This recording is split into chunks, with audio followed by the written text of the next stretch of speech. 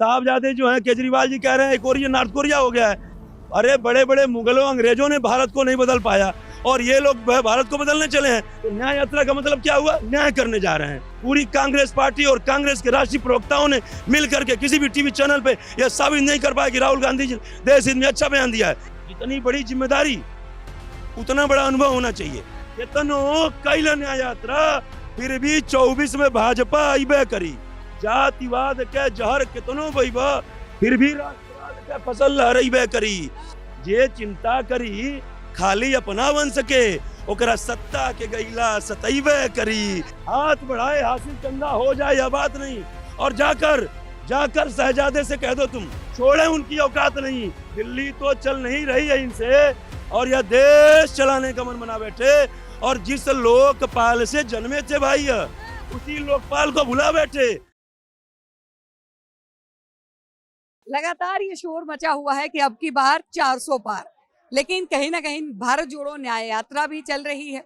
उसके चलते किसका पलड़ा भारी लग रहा है लोकसभा चुनाव के अंदर? देखिए 100% तय है। फिर जो है 24 में भारतीय जनता पार्टी की प्रचंड बहुमत से सरकार बनने वाली है। और देखिए ऐसा है ना कि किसी भी लक्ष्य को प्राप्त करने के लिए नीति और नियत का होना बहुत आवश्यक है।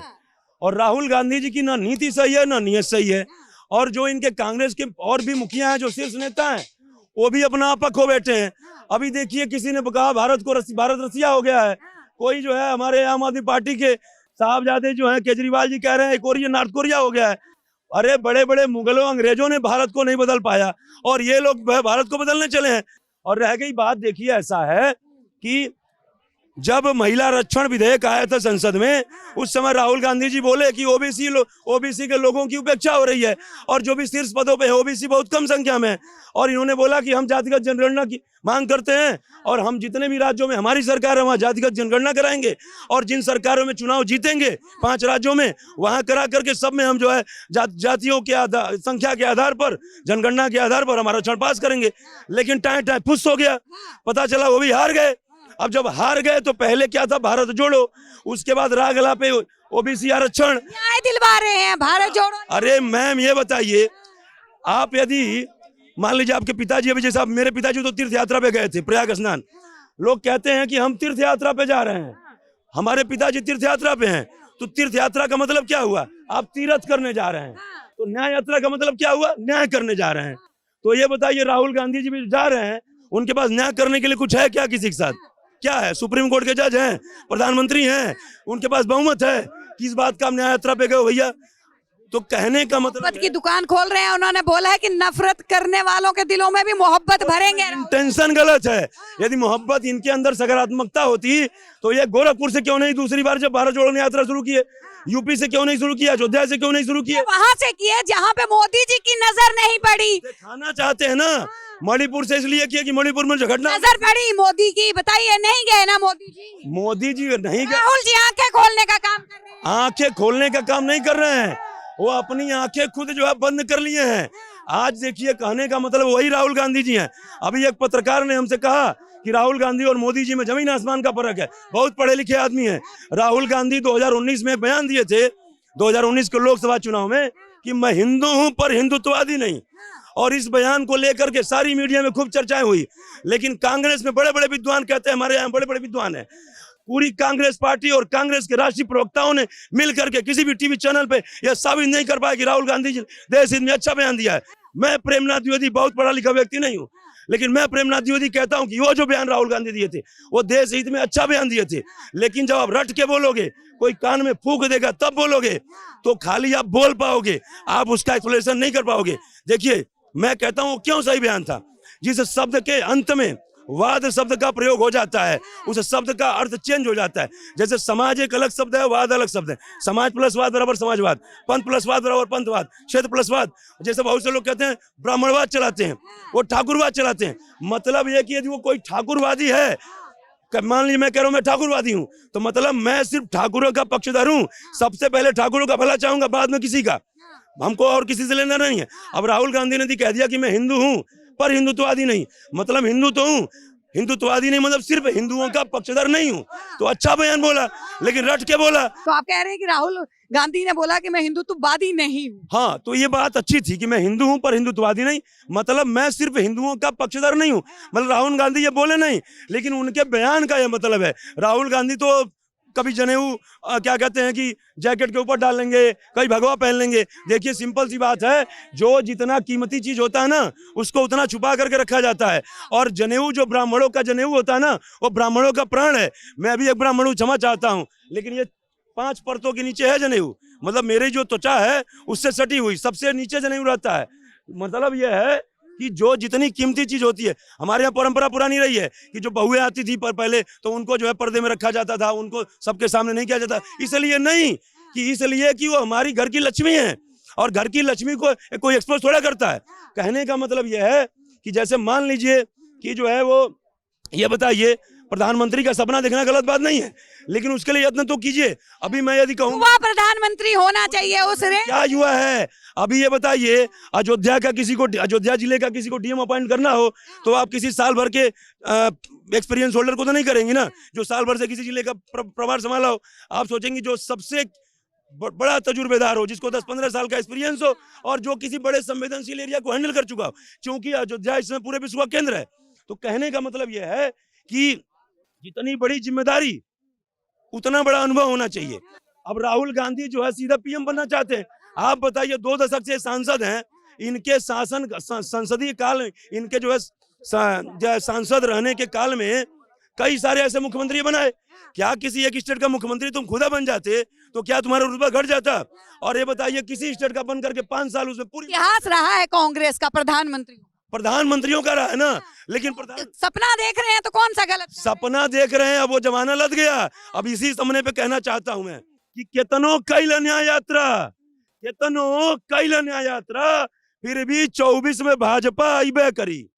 केतनो कैल न्याय यात्रा फिर भी 24 में घर घर भगवा फहरबे करी। और जातिवाद के जहर केतनो बइब, जातिवाद के जहर केतनो बइब, फिर भी राष्ट्रवाद के फसल लहराबे करी। काहे कि अब लोकतंत्र बा ये भारत में, अब लोकतंत्र बा ये भारत में, सत्ता न केहू का बपौती है। आपने कहा ना प्रधानमंत्री के बेटे हैं तो उनको प्रधानमंत्री बनना चाहिए। अब वो जमाना लद गया। अब लोकतंत्र बा ये भारत में, सत्ता न केहू के बपौती है। आज ये संभाल न पावे विरासत के, वो पुत्र ना होके पनौती है, वो पुत्र ना होके पनौती है। और जे चिंता करी खाली अपना बन सके, जे चिंता करी खाली अपना बन सके, ओकरा सत्ता के गईला सतैबे करी। आ केतनो कैल न्याय यात्रा फिर भी 24 में भाजपा अबे करी, और केतनो कैल न्याय यात्रा फिर भी 24 में घर घर भगवा फहरबे करी। और 2 लाइन और बोलना चाहता हूँ। आपने कहा कि वो युवा हैं, अरे युवा तो यहाँ बहुत सारे हैं, ये भी युवा हैं। क्या पता होने वाले भविष्य में वो भी प्रधानमंत्री हैं, हो सकते हैं। मेरी शुभकामना, प्रधानमंत्री बनिए, लेकिन आपको यत्न करना पड़ेगा, प्रयत्न करना पड़ेगा। देखिए ऐसा है, ऐसे हाथ कर देंगे तो चांद नहीं छू लेंगे। चांद पे जाने के लिए वो पढ़ाई करनी पड़ेगी, वो संघर्ष करना पड़ेगा, यत्न करना पड़ेगा। हाथ बढ़ाए, हाथ बढ़ाए हासिल चंदा, हाथ बढ़ाए हासिल चंदा, हो जाए या बात नहीं। हाथ बढ़ाए हासिल चंदा, हो जाए या बात नहीं।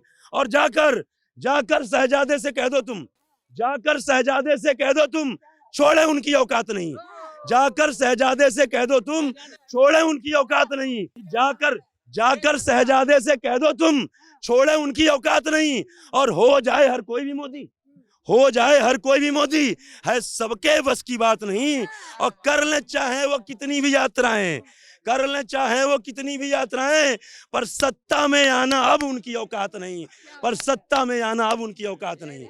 देखिए ऐसा है कि कहने का मतलब यह है, कोई बात नहीं यार, हर चीज मजे के लिए नहीं होती। बात ये होती है मैम, वो इसलिए कह रहे हैं मजा नहीं आया, वो सोच रहे हैं कि एक और सुनाएंगे आप कविता। अच्छा, भावनाओं को समझिए कवि जी। कि दिल्ली तो चल नहीं रही है इनसे, दिल्ली तो चल नहीं रही है। ये तो केजरीवाल के पास है। हाँ तो बता तो रहा हूँ, सुनिए तो।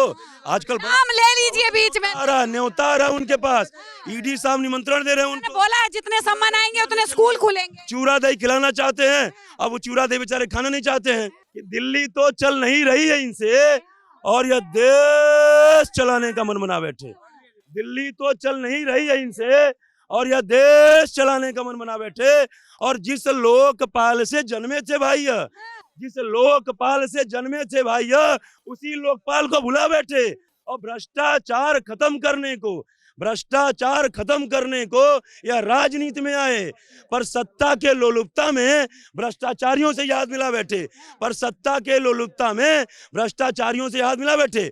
अभी किसी डिबेट में जब मैंने बात कही, कहाँ गया आपका लोकपाल, तो ये उनके आम आदमी पार्टी के प्रवक्ता कहे भाई ऐसा है कि हमने तो भेजा था एलजी को और एलजी ने रोक दिया। तो मानता हूं कि दिल्ली केंद्र शासित प्रदेश है, दिल्ली में सिर्फ आपकी नहीं चलती है, मतलब केंद्र के अंडर में है।